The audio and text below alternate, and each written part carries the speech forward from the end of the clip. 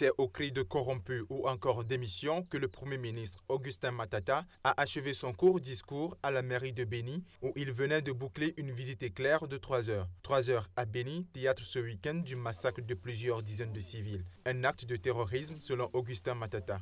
Ici, nous sommes dans un système plus ou moins exceptionnel où c'est le terrorisme qui s'opère en plein village.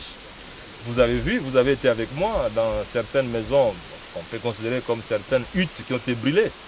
On a tué les gens, on n'a rien pris. 51 civils ont été tués dans la nuit de samedi à dimanche dans les quartiers nord de Béni, à la lisière du parc de Virunga, repère des rebelles ougandais de Forces démocratiques alliées ADF, selon un bilan de la société civile de Béni. Le gouvernement évalue de son côté le nombre de morts à 42. Je crois qu'il faut absolument que non seulement la communauté nationale soit sensibilisée sur cette question, mais aussi la communauté internationale, parce qu'il s'agit d'un acte de terrorisme avec certainement des racines qu'on peut considérer comme des racines un peu djihadistes, tel que ça se passe dans le monde entier. Béni et ses environs sont le théâtre depuis octobre 2014 de massacres commis essentiellement à l'arme blanche et ayant fait plus de 650 morts. Le gouvernement congolais et la mission de l'ONU en RDC, MONUSCO, attribuent cette tuerie aux rebelles des ADF, une version partiellement remise en cause par des experts qui imputent également une part de responsabilité à des soldats de l'armée régulière.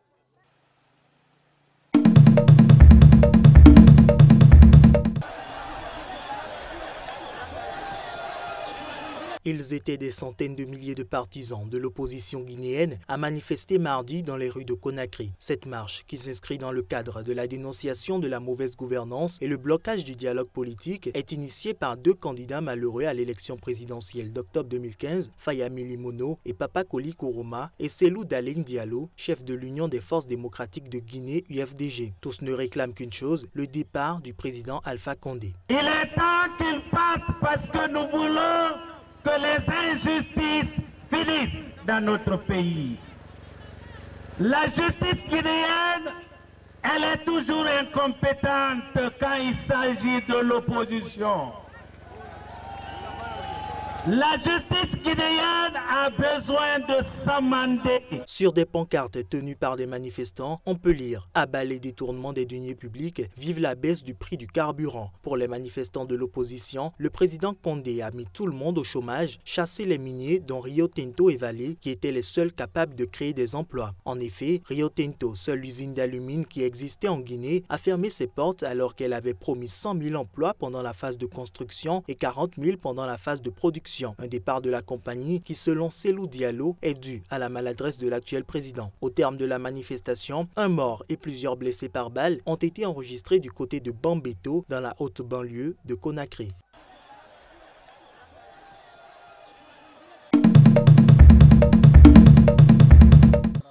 Hanover Park, ses arbres, ses petites résidences et ses gangs de criminels.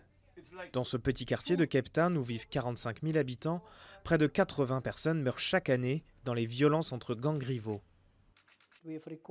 Il y a déjà eu 2 morts par balle aujourd'hui et il n'est que 3 heures. Une ONG locale, Ceasefire, tente de rentrer en contact avec ces bandes organisées. Inspirée d'un projet similaire développé à Chicago, cette initiative a été lancée il y a 6 ans. Elle emploie d'anciens membres de gangs comme Nylon Peterson pour servir de médiateur.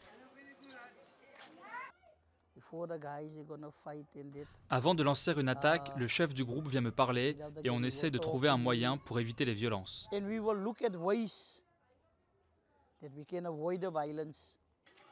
Financé par la ville de Cape Town, Ceasefire dispose d'un équipement spécialisé, d'une application qui géolocalise les fusillades en temps réel. Une aide précieuse pour les médiateurs qui, de leur côté, essayent de tisser des liens avec les membres des gangs. D'après les données collectées par les équipes sur le terrain, le taux de criminalité aurait baissé de 26% dans le quartier l'an dernier.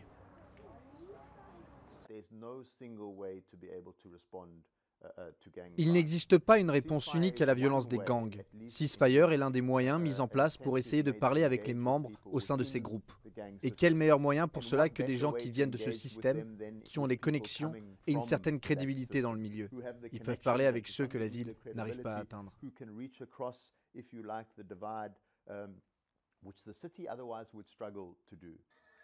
Malgré ses bonnes intentions, le projet Ceasefire n'est pas épargné par les critiques. Certains hommes politiques locaux dénoncent les liens ainsi créés avec les chefs des gangs et craignent une forme de légitimation de leur activité criminelle.